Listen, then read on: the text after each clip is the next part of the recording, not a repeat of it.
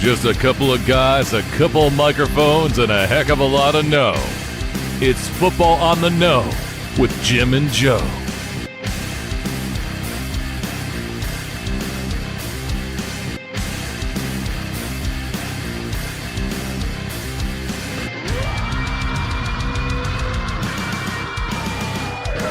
What they say, it's not the X's and the O's, it's the Jimmys and the Joes.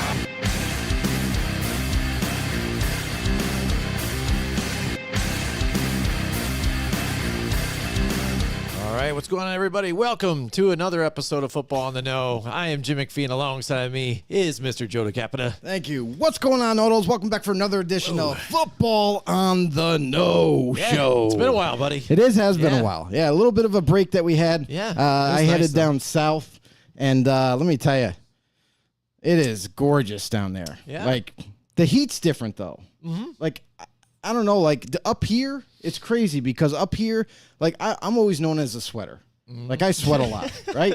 So You're known as the sweater because of your chest hair or something, or just no, you sweat a lot? I sweat a lot. Oh, okay. So it's the sweater effect.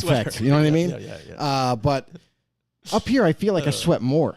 Yeah? Down there, the heat is different. So Huh. I still sweat, Yeah. but it's not like up here for some strange reason. So, It is but it is gorgeous down there. Had a great time.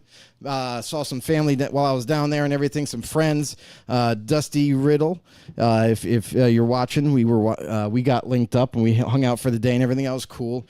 Caught up there. Other than that, we're back. You know, we're back here. Listen, if you're new to this show, help us grow this football community of ours, and you can do that by very easily heading over to YouTube, hit that subscribe button to let you guys know when we go to lock in your membership there, and also hit that notification bell to let you guys know when we go live. You can also, of course, follow us on Facebook or anywhere you get your podcasts, Spotify, iTunes, you name it. Absolutely. Yeah, Joe. And it's been quiet for a little while, but now, you know, the camps are starting Training back up camp again, is right so around here the we go. corner. And, you know, lo and behold, you know, all the news that we heard over the, you know, the last couple of weeks, too, it was everything that was going on with Saquon Barkley and that stuff.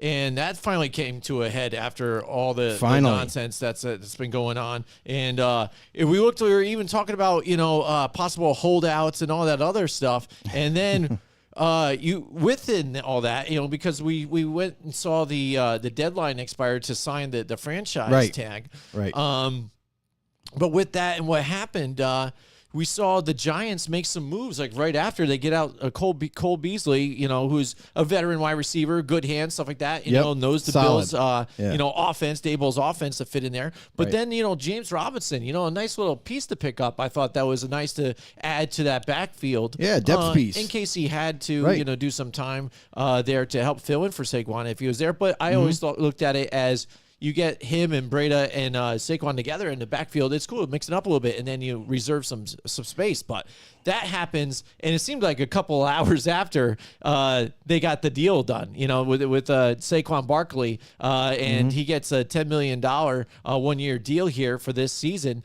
And then within the season, we'll see, or even at the end of this season, they can either tag him again. That's because with this contract that they got, they could have got put in that, hey, you can't tag me at the end of this season, blah, blah, but it was left in there, and they have the ability to do it all over again, even if he plays well. So say with this contract that he has those incentives that he's got to hit as well. If he hits those incentives, they could still tag him on top of that and still say, all right, we're still going to tag you, then we'll still work out the contract. Yeah, so, I mean, the big deal with this contract was, one, is that both sides came together and wanted to continue the relationship. You know, Saquon Barkley, as much as he wants his money, his payday, and he deserves it. Not trying to take that away from him, but they just wanted to keep things moving along. And what this also does is kind of reset that franchise tag that they were going to have to use.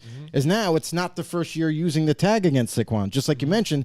Now it's just like next year, if they still can't come to an agreement, they can still tag him for that first year. And move forward. But what it also does as well is it creates a little bit more room, a little bit more space to negotiate, because now they're going to have all year long to talk to Saquon's agent and try to hammer out a deal at some point and kind of lock them in. And that's huge. That's very, very big because with this deal that he's getting now, it's not a huge increase in salary that he's getting.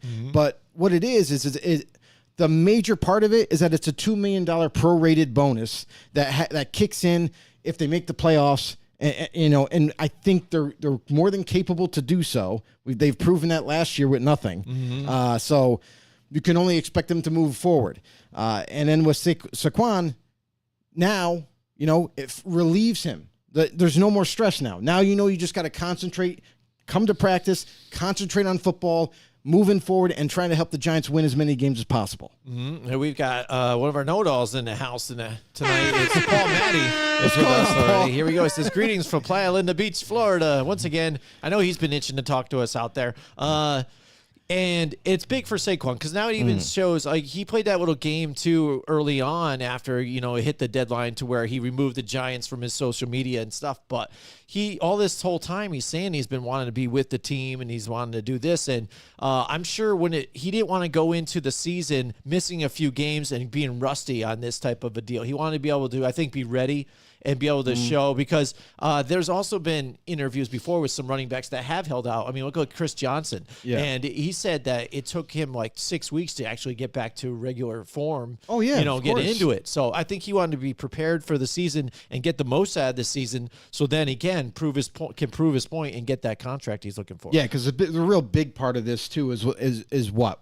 Like the elephant in the room is that he gets injured often. Yeah. So if he can stay yet again healthy for this upcoming season, now it gives the Giants not only the relief of like, hey, and the confidence to be like, hey, listen, let's get this deal done. Let's give him a raise, give him a big chunk of money, and let's move forward because now we feel confident that he has the ability to stay healthy. Mm-hmm.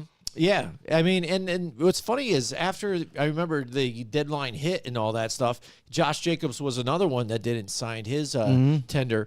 It seemed like running backs came out of the woodwork, whether it be even the high-paid players or not, and they kind of like were making a stand via Twitter over the outrage that these guys weren't able to get their contracts, and now the fact that they've kind of even made like a coalition amongst each other and like chat groups. It's a meeting of the minds. Yeah, well, it's almost like one of those AA meeting groups or something like that together. Like, let's all get together. It's RB. RB group. The RB group, because they're really upset the fact that their position has been undervalued for so long, and they end up getting their deals where not. But when their colleagues that are fellow running backs aren't getting some contracts that they feel that they deserve. They're having a conversation about this and something that can be done because when this trend is happening here, the owners will always have the power in this whole situation. Yeah, I mean, the thing, too, is the one way to increase your value, especially in that position, running back, the biggest drawback of that is the reason why they're devalued, in a sense, is because their shelf life. Like, how long can you last as a running back in this league? They take a pounding, and a lot of the guys don't last long. A lot of the guys, on average, 3 years maybe, on average, they last, and then they spit them out. Time to get a new one. There are exceptions, obviously. There are guys that are a little bit more physically prowess, and they're able to take on those hits. Look like Derrick Henry. Comes to mind, a guy that's very big, physical type of guy, hits a lot of people and gets hit by a lot of people, and he's still going to this day. Yeah, he gets nicked up here and there, but it's pretty. He's on the field all the time. Despite maybe one big injury that he's had, he's still there, still available. So he got big money, and now it's like you see the history of running backs and how they happen is. Yeah. Doesn't matter how big a name you have. Edgerrin James was like a legend for the Indianapolis Colts, but boom, one knee injury, and he wasn't the same guy anymore. So it's like that's the problem. The problem is your shelf life in this league, how long you can play and how long you can play at a high level for said team. And until running backs are able to show the organizations, they could be as special as hell. Look at Dalvin Cook, former of the Vikings. We called it. We said, hey, listen, something is happening because we're noticing things are changing a little bit on the team page, and Dalvin Cook isn't there anymore. Something's going to go down. And sure enough, Cook is gone. He's no longer a Viking. Now he's looking for a job. And why? Because injuries keep piling up on him. And now we're not going to pay him big money anymore. So it's next man up mentality. Yeah, absolutely. And it seems like after they got that deal done, we started hearing about some of the other things coming out. And now Andrew Thomas, they get an extension with him. And that's where it was for 5 years, $117 million, yeah. 67 guaranteed. So they take care of their left tackle too now. So they're waiting for that chip to fall in place and get that done, and then have these things lay in place. So now they've got their tackle here. Hopefully Evan Neal can work out for them, get some things right this next year. I think he will. He's only going to get better. Hopefully have those bookend tackles like you talk about. Right. And what you said they did last year, hopefully this year now with some more depth at wide receiver that they have now, and now Saquon locked in, that they can make another push for the playoffs and do something here with this. Yeah, and that $67 million guarantee is a record for an offensive lineman. So listen, they invest heavily on the offensive line. I know teams have done this in the past before, and it has worked. Like when you invest in that O-line or that D-line, it really does show up on game day, because those guys, those big linemen that you have, they're able to, like, whether it be offensive linemen that are able to protect your quarterback, that are being able to open up rushing lanes. And then on the reverse side, you got D linemen being able to penetrate and get after the quarterback and create some pressure. Those are big time positions. And when you have just like anything else, just like a franchise quarterback, when you have a franchise-esque type of position, a player in that position, like a tackle, you hold on to them. You don't let them go. And this dude is still in his prime, super young, and you got him for at least 5 more years, and then, until you might have to redo another deal for him. But kudos for the Giants. They're making things happen. These are things that they need going forward to help them be more successful. Yeah, and just I know it was brought up a few times too after this thing transpired, that how does Saquon feel after this whole situation's done, and where they're arguing over certain guaranteed money for him and a running back. Like you said, the longevity's not there, but I'm a star player. I'm pretty much the offense right now until Daniel Jones, can get it together consistently with, whatever weapons he might have at this point. Saquon Barkley, if they don't have him in the backfield, what are they?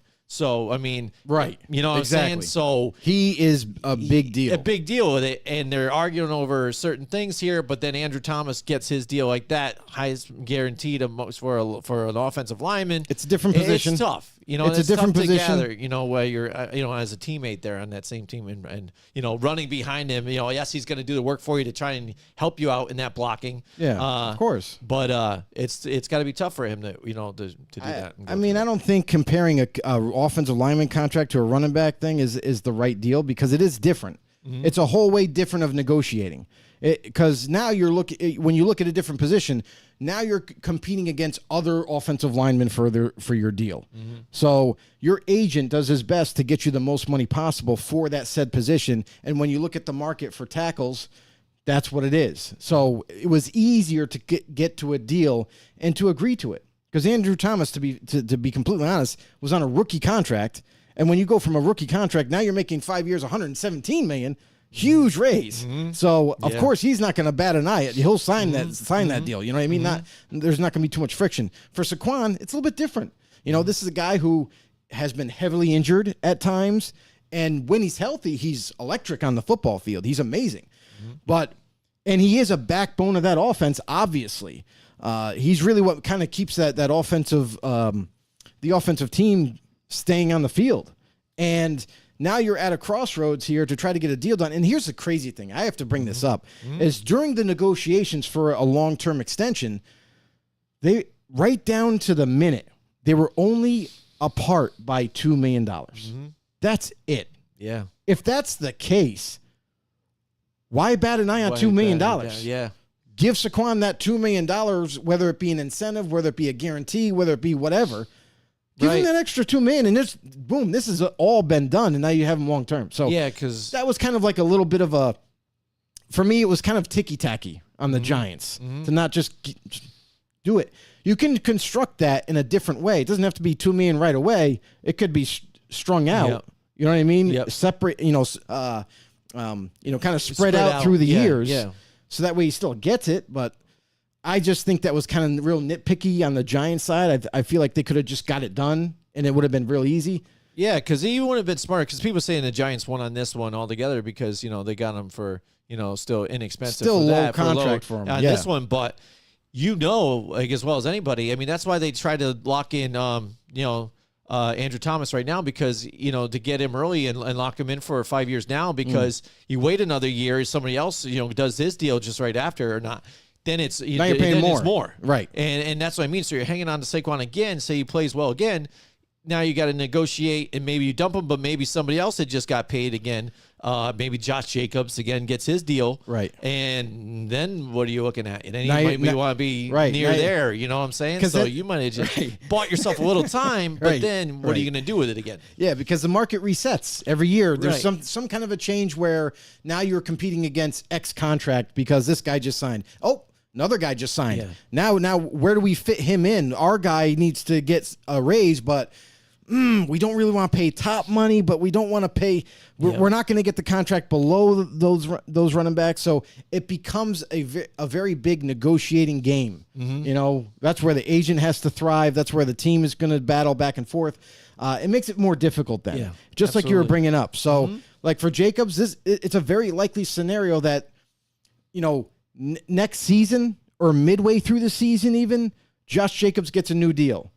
And because he was the rushing king this past year, he's getting paid. He's the highest paid running back in the league all of a sudden, right? Now Saquon's going to come back. He's like, yo, Josh Jacobs just signed for this. I think I deserve that. Well, then you get into the argument of like, well, you didn't win the rushing title, and that's why he's getting paid that much. So you were close, and you're not as healthy, for long term. So it's like, you get into all those negotiations, those conversations about, well, you're not this, but you do this well. Well, you're not that, but you do this well. This is the contract we want you to sign. And then you kind of go back and forth. It's very, it's like playing tennis with the contracts, going back and forth. Here's your offer. No, we reject that offer. We're thinking this. It's just a lot of back and forth. So absolutely. Hopefully they can get it done. Got a few comments out there. We've got no Donnie in the house with us tonight. It's been a long All right. How are you? Wow. He says hook him, so I'm thinking he just says Texans? get rid of him. I don't know. Mike Tackey, he throws out a scenario again like he does too for us a lot of times. Yeah, what's up, Mike? How you doing, man? He's in the house. Hashtag know it all. He says Dalvin Cook is the first name he thinks of to replace Naheem Hines in Buffalo. But what about Zeke or Kareem Hunt? We talked about that on the show before about where some landing spots were for Kareem Hunt, possibly where Zeke could possibly go, because we know the Cowboys are done with him and they've already announced they're not going to re-sign him. So Cook is intriguing. He's one of those intriguing names out there. But again, it's another guy that you're taking a risk on. Is he electric? Sure. But he has been getting injured a lot more often at this point in his career. Do I think he could easily go to Bills? Of course. I mean, the Bills have already talked to Dalvin Cook's agent and probably going to talk some more. So that deal that you're alluding to, Mike, is very apt to be happening. And it could be in the next 2-3 days is when it could go down. And then here, Dalvin Cook is a Buffalo Bill, and then watch out. Yeah. Absolutely. I mean, I think it's a good pickup, too, if you can, too. I know he's been linked to a few different teams. I know money has been an issue, though, for a lot, because we heard early on, maybe the Dolphins. But not then a now running back. Yeah, I know. But even still with him, what he's asking, people are still kind of like, I don't know. And then we've heard him linked to the Patriots recently. Right. But again, if he goes to a contender, that might change things for that, And then maybe even if they wanted to, if they get a Dalvin Cook, Kareem Hunt's been going cheap for a while, so I mean they could even maybe again, if you can prove to yourself that you're a contender, some of these veterans will just jump aboard and go for the ride and go for that ring. But here's the thing: is it's not happening. None of that has happened yet. Contenders have called these guys before, and they want a certain amount of money. Well, you're not going to get paid that, especially if you're Zeke and Kareem, and you've been out in the free agency for this long, and you still don't have a home. Sometimes you gotta kind of swallow your pride a little bit and be like, all right, I'll play for $3 million. You know what I mean? Yeah. Just for 1 year deal, $3 million, and then kind of go back to free agency again. But very good, capable backs that are left out there. Dalvin Cook, I feel like, is going to be the first one to find a home. With Hunt and Zeke, Bengals come to mind, But Joe Mixon, it sounds like Joe Mixon is going to be able to play. He's going to get out of his legal troubles and what have you. But hey, it doesn't hurt to have depth, especially at that position. We've mentioned it before, where that position gets hurt a lot, and it does. So Kareem Hunt, Zeke, maybe you need to come down from your asking price now. Yeah, absolutely. So we're talking about, latest signings, extensions going on around the league right now, and what they might mean for their teams and things. We just talked about the Giants and what that has been going on over the whole offseason here. Right. Now we're gearing up. So it's good as a Giants fan to see him here at camp now, and they're, to see this offense working together like it should be. And you got the additions of Darren Waller. So as a Giants fan, I'm excited for that.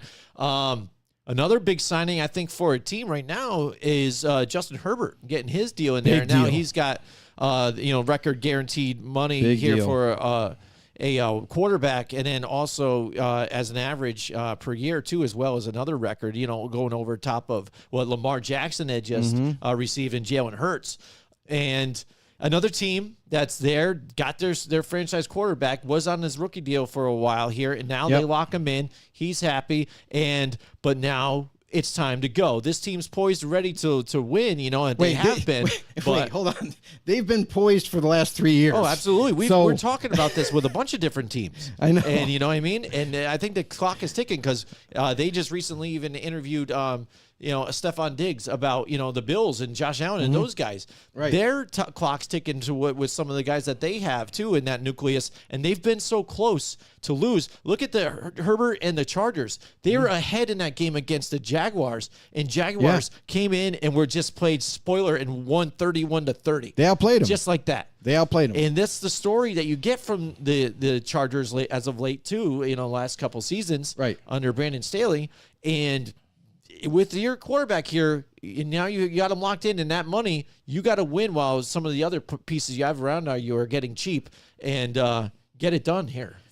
Are still cheap. You can't lose those 1-point games. Yeah, well, I mean, part of that reason is the coach. we all know that. But here's the deal with this contract. Like, obviously, we knew this was going to happen, right? If you've paid any attention to Justin Herbert and his career and the Chargers, very good quarterback. He's a franchise quarterback. So you don't let franchise quarterbacks go. When you have them, you hold on to them. They could be really good. They could be average, but you don't let a quarterback, a starting caliber quarterback, go. So here they go. They lock him in. And to like the biggest $100 million, he's getting $100 million in the first year of the deal, which is a record for a player to have that much money in one season. So, Good on Herbert. Good on his agent. Good on the Chargers for getting it done. And when you look at that little bit of a detail in the contract, out of a $260+ million deal, he's getting $100 million in the first year. Yeah. There's a reason for that because the GM and the organization, the front office, did such a good job as they're planning ahead. Because they know that they're going to have to re-sign some other key players that are going to demand some money, and by being able to pay that amount of money right away to kind of almost cut that in half, so to speak, that's going to free up them to do other big deals later on. So I feel like it's a smart deal for both sides and one that was inevitable. Yeah, absolutely. Again, you see this with quarterbacks. The owners aren't afraid, and teams and GMs to just give them what they want for the guaranteed money. Justin Herbert, has been played so well for the last couple of seasons here. It was expected to see something like this, but now it's time, I think, for them and the Chargers and this coaching staff to start winning for them. Well, as we got some more comments in here, Joe, who we got in the house with us? Whoops. All right, what does it say? Sorry. Running off two computers again. It's rough. Franklin Adams chimes in. He goes, Franklin's in the house. Will Joe Tippmann be the answer for protecting Aaron Rodgers? Is he a tall center at 6'6" as a rookie, which is quite tall for a center? You're right about that. Usually centers are like 6'2", 6'3". They're kind of short and squatty. He can pull black. He can run block. He can do the whole deal. Joe Tippmann is an amazing player. So we talked about him in our draft special. Joe Tippmann out of Wisconsin. But man, is he, like he said, 6'6". He's very tall for a center. But a guy that can do everything extremely well. So definitely is a starter right away, a blue chip type of guy, and he's going to work out really well. The one thing I'll say about centers, whether it be tall or short or anything, listen, if you can do the job, you're going to be a key cog there. So I don't have any worries really about his height because when you think about it, a lot of times quarterbacks, whether they be short, whether they be tall, they have to sometimes find windows anyway. You know, all these guys, a lot of the offensive linemen in general, your guards, they're usually kind of short, but your tackles are always towers. You know what I mean? It seems like. So I think that overall, this won't be a big reason why where it might be harder for Rodgers to throw the ball or find a receiver open. I watched some tape on Rodgers in practice, and I understand it's just practice. Yeah. But when you see some of the offensive linemen and how they're just getting ready to block and what have you, and Rodgers is kind of going through the motion and like making the pass, I think he's going to be just fine. I don't think that's not going to be that much of a factor, I feel like. Yeah. Yeah, I think so too. Again, and he's a veteran. I think it's going to work out for him too. I think what they're trying to do for that offense is really big, and we'll see. Improve it. I mean, yeah, that's really what it is. It's all improvements. Yeah, improvements all together, and they're poised to win. But now it's time to see it. You got that franchise Hall of Fame quarterback now. Let's see it. Well, I mean, here's the thing that kind of gets all the Jets fans excited. Is not, I get it. It's Aaron Rodgers. We know what he's capable of, right? But this team last year, with no real quarterback, was threatening to make the playoffs. Right. You know what I mean? Yes. They have a tremendous defense already in place. Then you look at what they've done the past 2 years on offense. Garrett Wilson, stud. They've added big-time weapons. And on top of that, their offensive line is vastly improved right now and is ready to really make a big step offensively. So that's what makes the Jets exciting this year.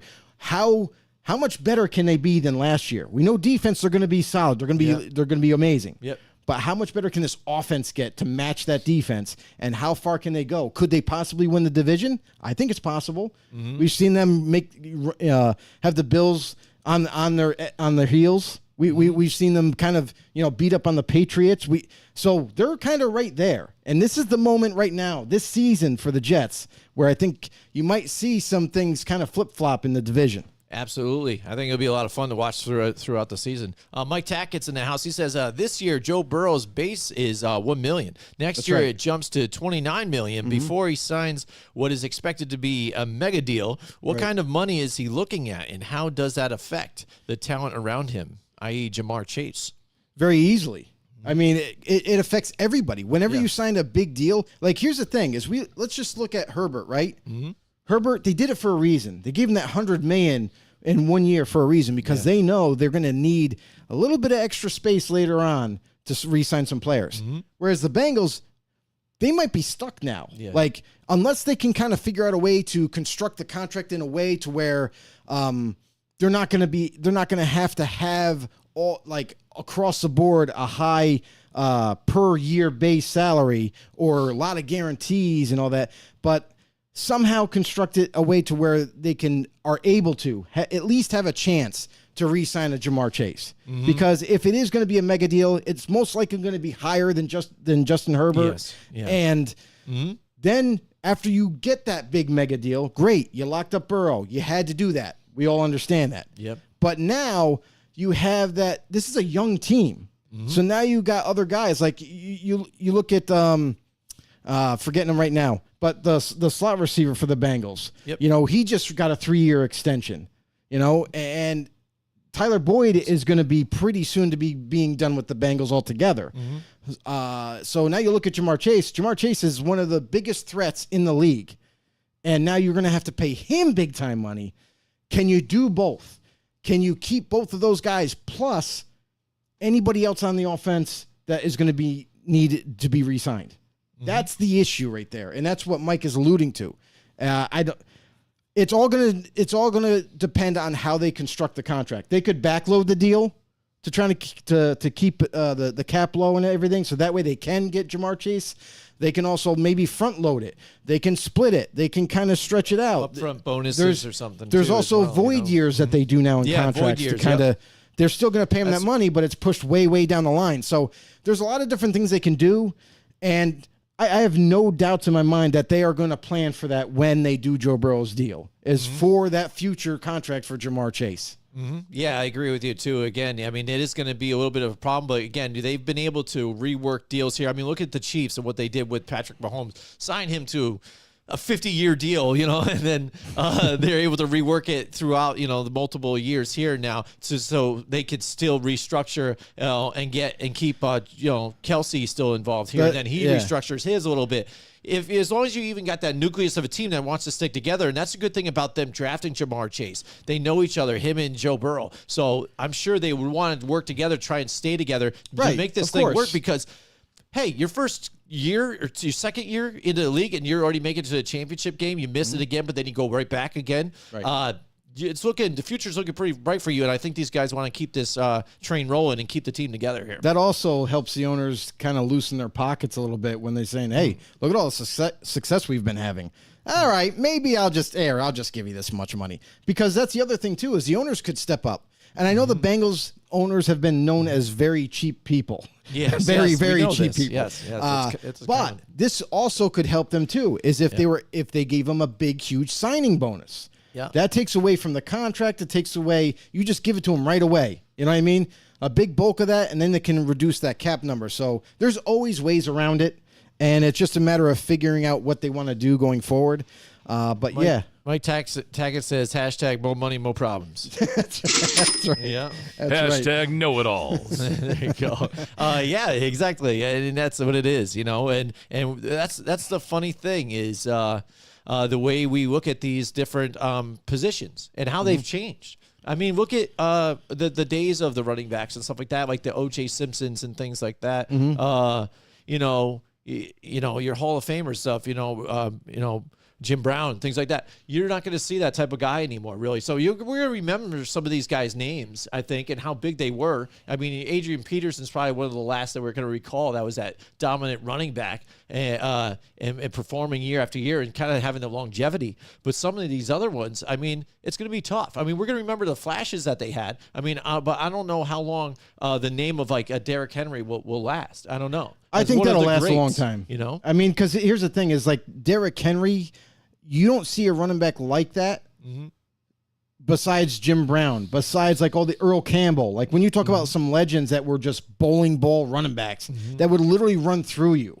And you still couldn't tackle them no matter how many guys were around them. For some reason, they break away and they're gone. Like Derrick Henry kind of fits that mold. Derrick Henry is doing that right now where he's steamrolling through people. He's stiff-arming guys and throwing them out of the way. So, I mean, I feel like his legacy is going to stick around for quite some time because you're seeing the past rough, tough, bull in a china closet type of running back in Derrick Henry in modern times. So I feel like he's going to always have a story in the NFL. Yep. But, I mean, it's interesting to see, like I said, the money, the way it flows for quarterbacks and some of these other guys. Right. We're going to follow a bunch of them as we go. Joe, there's a few more different signings you want to touch on. Yeah, definitely. Trayvon Diggs, I mean, you brought it up when we were doing show prep and stuff. Yeah. He's getting 5 years for his extension. He's getting 5 years, $97 million contract extension. Here's what I got to say about this. Real quick is at least they didn't make him the highest paid corner. No, they didn't. But here's the thing: is like Trayvon Diggs. Yes, everybody is infatuated with the fact that he's getting turnovers from time to time, but nobody is really kind of pointing the finger when he gets beat a lot.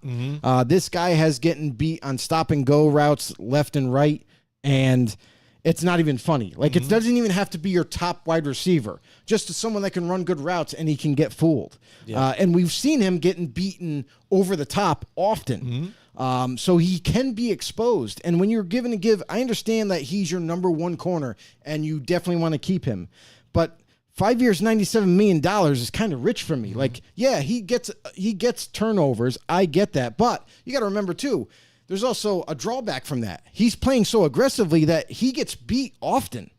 And sometimes in critical moments of the game where it's decided a win or a loss. Right. So to give a guy this big of money, and I understand it was coming. Yeah. But it's just kind of disappointing that you have to give this kind of money for a guy that takes so many chances. And it's almost like he's not shut down by any means. Yeah. he can be exposed, and it has happened. So, to me, the contract doesn't reflect his overall ability. Like, he's getting paid better than I think he deserves. Right, I agree too as well, because again, it was a flashy thing, like when you see it and it's happening, but people are even trying to game plan to it and bait him into throws or jumping on some of the routes, and we saw that when it came to later on in the season, and for them to try and make that playoff run, and you see what happened with that. So. Right. I think we're going to continue to see some of that, and people are going to try and play into those faults because, again, when he goes into some of those other coverages, he gets beat. So it can be done. Like you said, he's no shutdown corner by no means. He's a good corner. He's good at jumping some of the routes, but if they're going to bait him into some, they can burn him really easily on some. So absolutely. But hey, if it's bad for the Cowboys, I'm happy. You're good with that, right? You're good with that. Another signing I want to talk about is Cole Kmet, tight end for the Bears. Yep. He just signed a 4-year deal, $50 million contract extension, $32.8 million guaranteed. Starting tight end, very young. You kind of see you saw him last season kind of blossom into the tight end that they were hoping he would become. Yeah. And you saw Justin Fields using him more often. So you're like, okay, now they're building chemistry and everything. Good blocker. He's also a guy that you don't expect to run the way he runs for a big guy, and getting the job done. So they lock him up. They keep another young player on the roster. Yep, I think that's good for Justin Fields, too. Again, if he wants to build that relationship with a guy, too. I know they added to receiving core this year, too. So trying to make a push, kind of build off of what they had late in the season last year when they were kind of doing like a fire sale and just kind of hoping for the best, see what happens. Right. They started actually gelling together better. Yep. And we'll see if they can keep it moving forward. Right. So for the Titans, the whole Kevin Byard situation is now resolved. Kevin Byard wanted to be traded from the Titans. He wanted out of Tennessee. Yep. And then they kind of avoid all that altogether by restructuring his contract, give him a little bit of a raise and saying, here, just stay with us for one more. Just stay with us for one more year. That's all we ask. So they got that deal done. And then last but not least, the Seattle Seahawks, Tom Leiter would like this, one of our know-it-alls. Uchenna Nwosu. Seahawks agree to a 3-year contract extension worth up to $59 million. This is a guy that's kind of played extremely well for them. He's really grown in that franchise, and he's one of those linebackers that they love to utilize in the pass rush game, in that new style defense that they love to run. So I like the signing. I think it's good for Seattle. They keep another key player there, and that team is another team you got to be scared of. You got to be concerned with a little bit. The defense is much better, and they seem to just be getting better and better every year. Like Geno Smith, there's one of those teams that are just surprising. I mean, honestly, it's all because of Geno's improvement.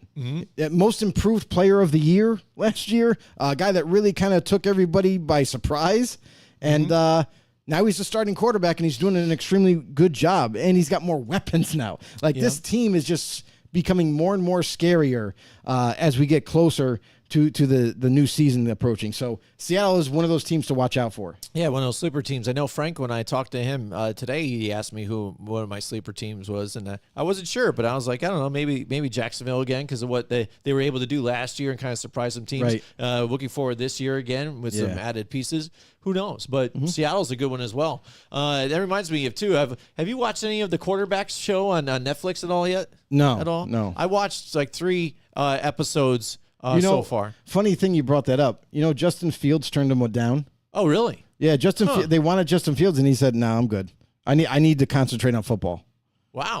Okay. Yeah, interesting. Which is cool. Yeah, I understand that too as well. He's totally focused. Yeah, that's good. And I like it. I've watched it so far, and you get to do like what you thought. You get to see the 3 different types of quarterbacks at their position and where they are in their life, lifestyle as well. Okay. So you kind of get to peek behind the curtain, and you get to see what happened because we already know what transpired last year in the season anyways. But when you get to see what happened with, like, say, Kirk Cousins with his rib injuries, stuff like that, and what he was going through during some of those games, it wasn't just that he sucked and he was throwing just picks over this, that, and the other thing and stuff. Is one, he was trying to pick up that offense, Vikings the fans won't believe you. Yeah, and then he really was going through some pain and things like that. But absolutely. I think it's really cool so far. I have 3 episodes in, checking it out. That's cool. Everybody, let us know what you think even out there. If you guys have watched it so far. Mike Tackett might have seen it so far. Let us know what you guys think out there. But yeah, I mean, it's something to look for. You should check it out. I definitely recommend it. I definitely will check it out, Jim. All right. And what I definitely recommend, too, as well, is that you guys go to repsports.com to get yourself some Rays. There you go, We buddy. haven't done a promo for these guys in a while, but you know what? It doesn't mean I don't drink it anymore. I still do it. You know, go to repsports.com. Hit the promo code, put in Raise Them Up. That's our promo code right there, and you'll save yourself some money on your order of Raise. Raise Energy, it's great. It's hydration, gives you the energy you need. I'm drinking some even green tea right now, which you can even purchase at Dollar General right now. But in order to get the best benefit, you should get it from repsports.com and put our promo code in. You get a better deal with our promo code. Is what we're really saying. Absolutely, but 30% off. It's 30% off. You enter our promo code, Raise Them Up, and it's not just their energy drinks, which by the way are absolutely amazing. Yeah, they are. And I will say this: these are the first types of energy drinks that I've taken, and I feel a burst of energy. I'm feel ready to go. But the one thing that is a positive is I don't have any crash. I don't feel tired after it wears off. Yep. And it's got all kinds of vitamins in it. It's phenomenal. So definitely try it out. And it's no funny. weird jitters either. We had one of our know-it-alls ask. I saw on on Facebook they were posting like, "Hey, need ideas for new energy drink because I can't drink Monster anymore. It's bothering me." So I was quick to go in. I'm like, "Hey, listen, check out Rays. You know, repsports.com. Head over there. Check out Rays. They got energy drinks. They got energy powders. They got protein powders. They got all kinds of stuff there. But the drinks are absolutely amazing. You won't regret it. And guess what? By the way, here's our promo code. And sure enough, they went over and they purchased it. They're probably a happy customer. Absolutely. So Raise Energy. Get it now.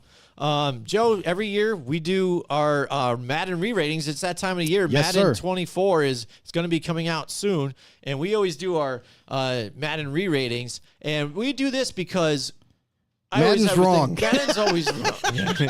That's why. I have this thing. Everybody knows me, especially even guys, if you guys have been watching the show. It's like, yeah, I have certain things that really just irritate me, to really grind my gears, stuff like that. And some of these things is when you call a player, somebody that's an active, a real life human being, that they're a 99, that means they're just about perfect on everything aspect of the game. I just think is ridiculous. You know, I understand the marketing behind it all. You know, you're going to have your star 99 player or whatnot. And, but I just don't get it, and I don't understand it. But so then I've started looking at the numbers and the ratings that they give them for their, catching ability, their speed, their, this and that. Attributes, and I was like, what if I averaged all these together and then it doesn't come out to the 99? And they never do. So how can you possibly rate somebody a 99 if even the attributes that you put on the player doesn't add up to a 99? Yeah, and the other thing about it, too, is that it's not just the 99 rating for us either. Another thing that bothers us, too, is that their ratings are usually wrong for the specific player and the position that they play. Like, when you look at some of these ratings, you might say, you might see throw power rating for Aaron Donald is a 20. How do you know this? How do you know this? How do you know he can even throw the ball? Yeah. Like some guys, even though they're playing football, they play a different position. They might not be good throwers. Yeah. They might not be able to throw it past 30 yards. You know what I mean? You never know. But like, how do you figure that out? Where you got a throw? You even have a throw power rating for him. You have a carrying rating for him, like a running back, as a 48. You know, stuff like that. Catch rating is a 42.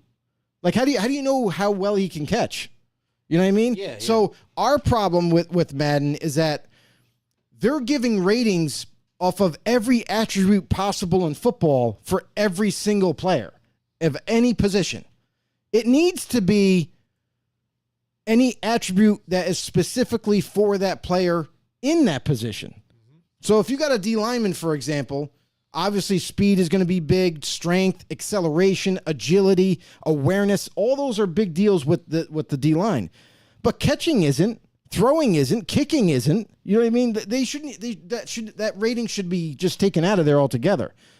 Do what is needed for that position. So that's our kind of big, right. That's problem what we're doing. with So we Madden decided ratings. to create this segment. We've been doing it for a couple years now. Everybody loves it. It's a few whole years, lot of fun to do. So we crunch the numbers for everybody. So there is no headache, in the math and stuff. So we got to figure it out for you guys. We do once a week, and then now, so this week we're starting off with running back. So it's everybody's the top favorite 10. position. We do the top 10 to see who breaks in it. So yeah. All right, top 10. This is the way they've got it here. Nick Chubb is there at a 97, then Christian McCaffrey 96, Josh Jacobs 96, Derrick Henry now in a 94, Saquon Barkley 93, Austin Eckler 89, Jonathan Taylor 89, Aaron Jones 88, Tony Pollard cracks in the top 10 in Madden for the first time ever, and Joe Mixon right there.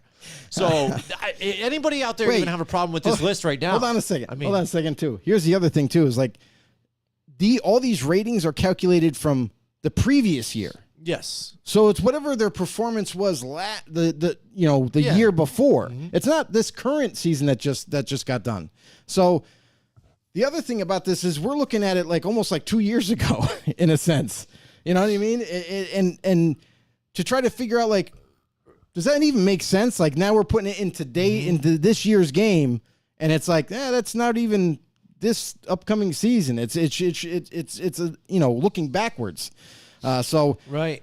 I would say, like, and the other thing too is, like, when you have these positions and when we redo these ratings, like Jim was just saying, we're still utilizing Madden's rating system, like their numbers, but we're taking only the attributes that you need for that said position. So like speed, acceleration, all that is for running back. You know what I mean? You might even throw catching in there if you want to, if they catch out of the backfield or what have you. So all those things, spin moves. Yes. Juke move, like that's all part of a running back's. Yeah, and they've even added another attribute I think that hasn't been in there before, Joe. As far as I can remember, I know I don't play Madden that often now and stuff, but now they got change of direction. They do have change of direction in stamina, but I think they seems like they're adding more. Here's the other thing. Running back position right here. I'm looking at Nick Chubb's ratings right here. Tackling. He doesn't normally tackle. It's like, I get it. Why is that in there? Yeah, they shouldn't put all. They put them all for everybody and then just give them low ones there for some reason just to fill in that spot. But why can't they change it? It's 2023. You can do a lot of different things now. I mean, don't even. That's the thing. The bottom line is, like, some of these ratings shouldn't even be in there, and it's like every position is different. So why not have the attributes that belong with that position utilized, not just everything? All right, we got somebody saying hi here on Facebook, Joe. What's going on? Who is it?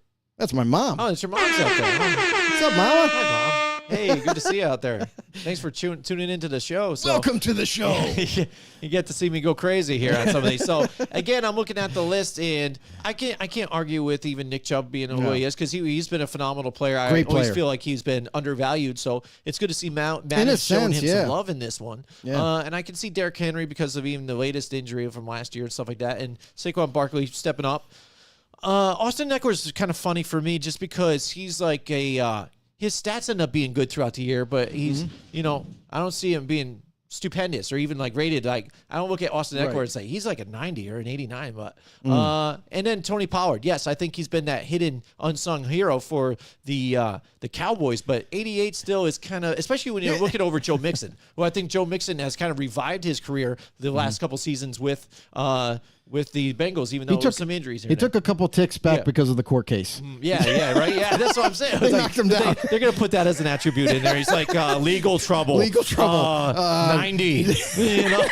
So. And like Tony Pollard, is Tony Pollard like just being thrown a gift here because now he's the starter. Now that he's the starter, right? now he's definitely got to be in the top 10 because he's a starter. Yeah. He was electric 2 years ago. Yeah. How come he wasn't in that conversation of potentially reaching top 15, top 10? Yep.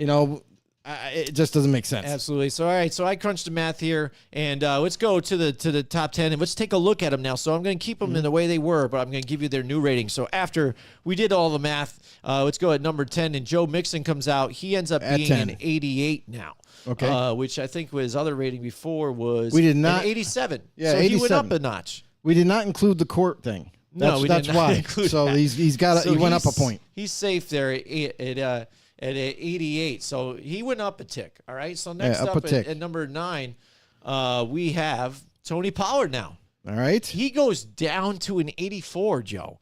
How about that? So that's even a little more realistic for me looking at Joe Pollard, I would say he's probably or Tony Pollard. He's probably in an 84, right? Oh, all right. I mean, I don't know. I think he's decent, but I don't know. But maybe that might be not so much here. So maybe I think he's better than that. Yeah, because I was looking at some of the stats, and they really killed him on some stats. You know, I mean, some players they flat out hate, and I think Tony Pollard was one of them. But they felt, because of Cowboy fans, I think, that they had to kind of put him in there because he's now the starting running back for the Dallas Cowboys. Here's my problem with some of these things is you look at so players have complained before, right? Like, I'm faster than that rating, so then EA will send somebody to test them. Mm-hmm. So I guess what I'm trying to say is, how do they distinguish the rating from like an actual speed? Mm-hmm. So like say like they give a rating of an 87 to Tony Pollard for speed, right? Mm-hmm. Not even a 90 because he is really fast. But then Tony Pollard complains. He's like, hey, I should be faster than that. Okay, we'll send someone out. We'll test you how fast you are. Okay, he runs a 4 whatever, right? Yep. We had him at a 4.6. He ran a 4.3. Now his rating goes up to like a 92. Mm-hmm. Like, how do you figure the number is what I'm saying.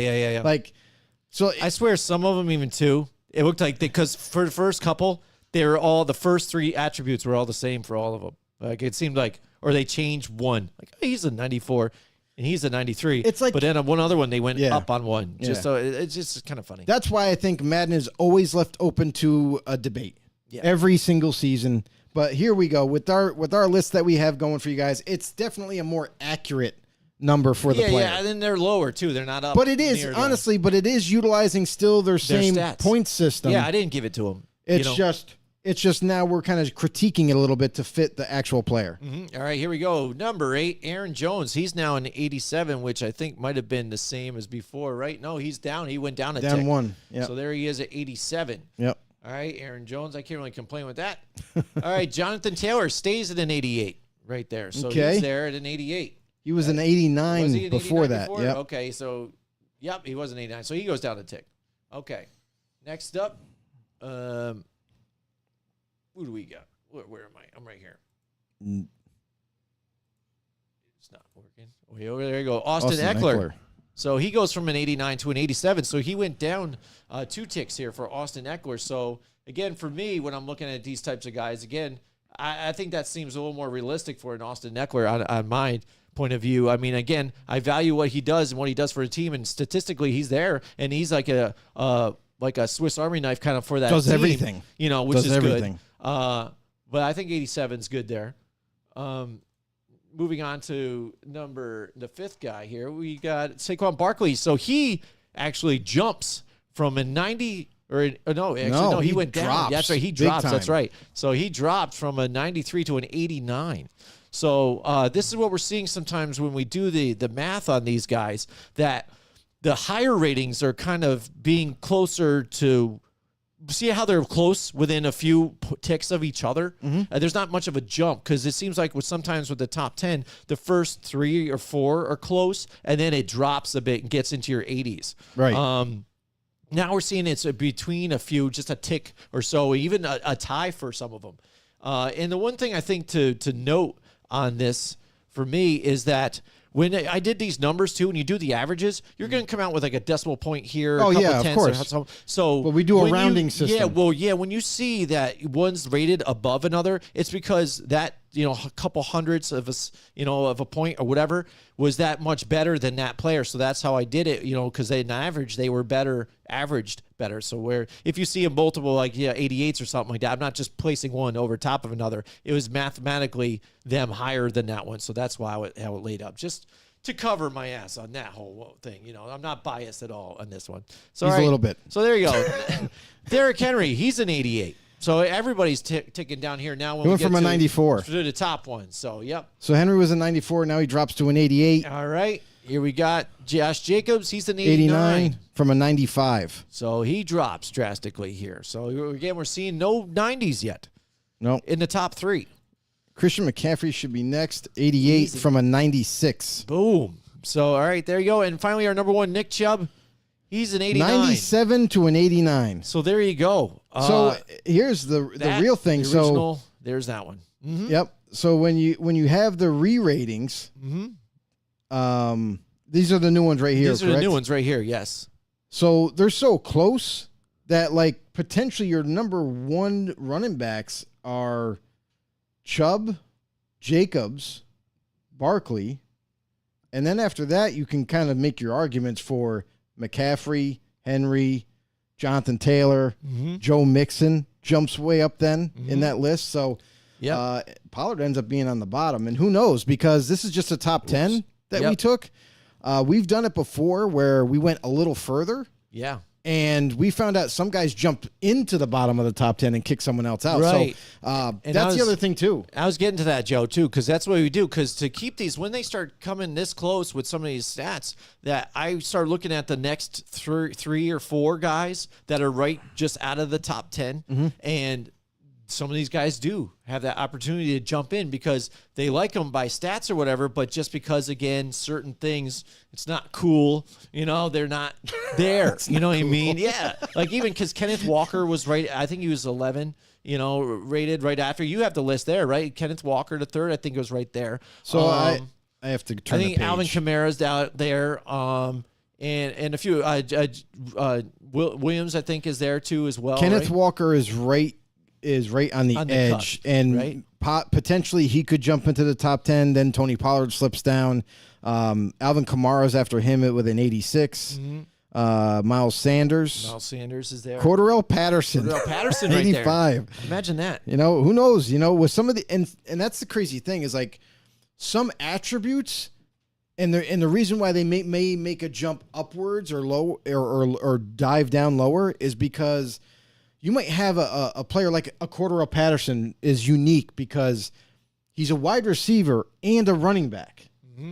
And his receiving skills could kind of give him a notch ahead of any of these other running backs if you do catching or something like that. Like he might have an 87 or something catching, and all these running backs have a 70 something or whatever, and that might put him over the top of a just a pure running back. So it's very interesting with some of these players and the way Madden ranks them with their rating system and how they kind of distinguish them with these numbers. And a lot of times these are false numbers that they use because when you don't use every single category, you don't come up with nearly these ratings. And Jim made a good point off air is that these 99 rated guys, we understand it's for fun. Like it's creating an elite club type of deal for these players. Like Aaron Donald is kind of like a staple at 99 all the time. And then when you make it like Justin Jefferson made it this year as a 99, they made it a big deal and what have you.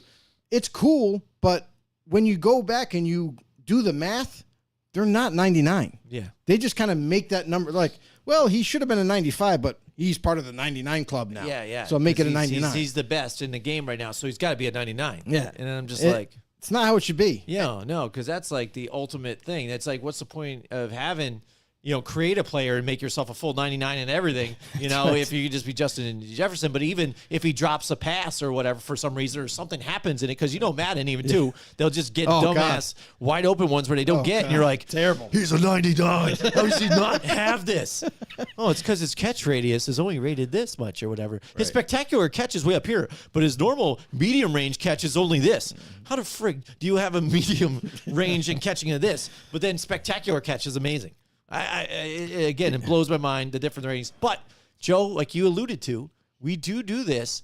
I had now realigned the top 10 running backs and the way it should be via Madden's stats. And here it is.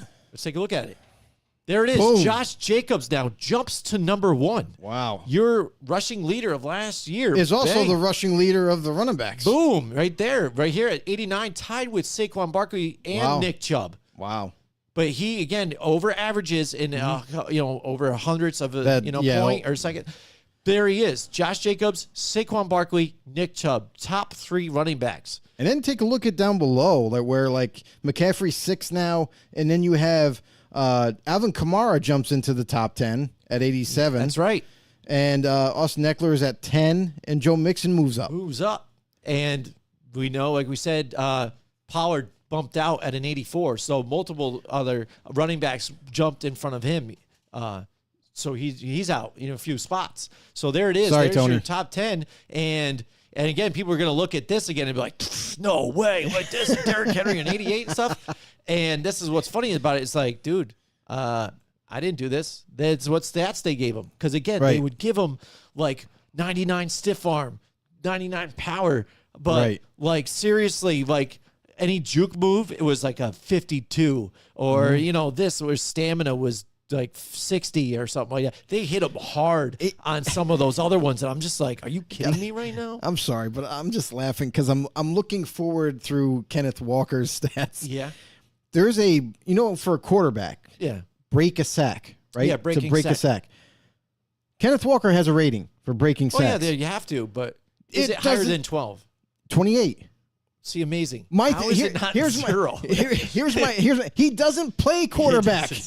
He'll never have that rating. He might have broke a tackle or it should not even be there. He might have. Isn't there breaking the sack too or something like that or something? Yeah, that's what I'm saying. Break sack. Break sack. It's 28. He should not even have that rating. No.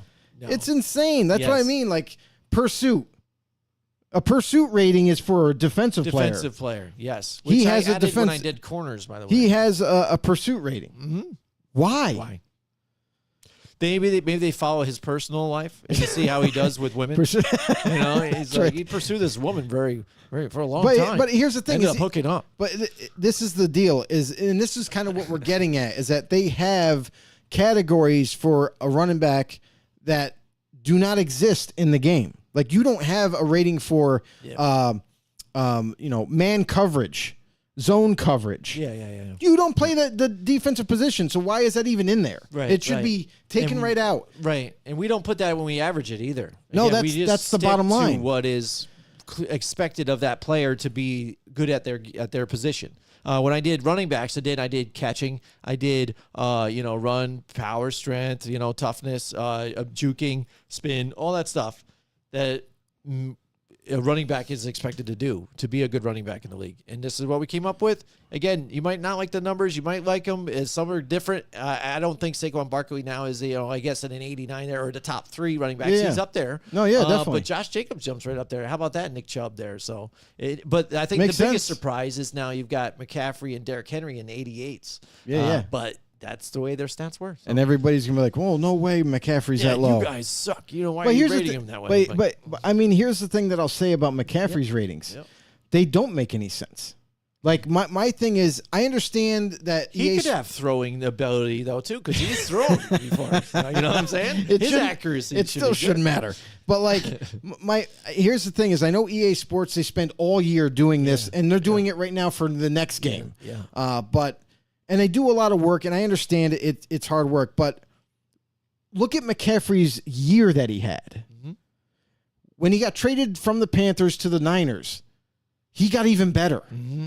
Like, it was ridiculous to the point where, like, you thought, like, he was the MVP of the league almost. Mm-hmm. It was at that point where, like, he was so dominating in games for the Niners that, like, he ran, he caught the ball, he blocked, he did all these different things. He played wide receiver sometimes and was making amazing catches. Mm-hmm. So, and then when you look at these ratings right here that we have from Madden right now, and they're like, he's only a 90 what? It's like he should be higher up, I feel like, because of his performance last season was crazy. Yeah. And I'm not trying to take away from Nick Chubb, but like Nick Chubb has always been really super good. And he deserves that rating of high 90s, but so doesn't McCaffrey, I feel like. So doesn't Jacobs. So doesn't some of these players. I just feel they do I'll say what it is. They do a poor job of rating these players. Yes. Because I don't think that EA Sports as a company, whoever is in charge of doing these rating systems, and I know they have like a bajillion people to do it, but do you watch the games? Because that's my thing is like, if it's all about performance based, if it's all about how well that player played in that season, how come McCaffrey isn't higher? How come Jacob should maybe even have a little bit higher than what he has? Yeah. So it's like, my thing is, did you watch the games? Yeah. I don't think you watched the games. I think you're just watching clips of his highlights, and then you're saying, oh, well, he did pretty good, so we'll just give them these numbers. They take advice from Stephen A. Smith, I think. Oh, great. That's the problem. The guy that's really good at NBA knowledge, but not so much NFL. Yeah. Got it. Yeah, not sure. But there you go. That's our first segment for Madden re-ratings and That's right. stuff. We're going to keep it going. It's going to be Definitely. crazy still as we go through. But we really appreciate you guys watching the show again this week. We're gearing back into it for another season. It's going to be super exciting. Joe, why don't you tell these guys what they can do to help us out? And then really, first of all, we really appreciate all of you. All you know-it-alls out there, we really thank you so much for the support on our show and how you've helped us grow little by little as we go every year. Do us a huge favor. If you know anybody, friends, family, whoever, and they love football, they love podcasts, they love shows, direct them to ours. Help us grow this football community of ours by heading over to YouTube, hitting that subscribe button, also hitting that notification bell, let you guys know when we go live. And as well, you can follow us on Facebook. If you feel like it, become a member, become a know-it-all, and as well, anywhere you get your podcast, iTunes, Spotify, you name it, drop a follow there as well. Become interactive. That's what the show is all about. As you can see in the comments below, we're going to interact with every single comment that's made. If there's a question, if you want to share an opinion, anything, we're always going to be involved. So tune in next week, Wednesday night, 8:30 p.m. We'll see you there. Absolutely. Thanks a lot. We'll see you guys next time. Join us next week from 8 till 10 Wednesday night for more Football on the Know with Jim and Joe.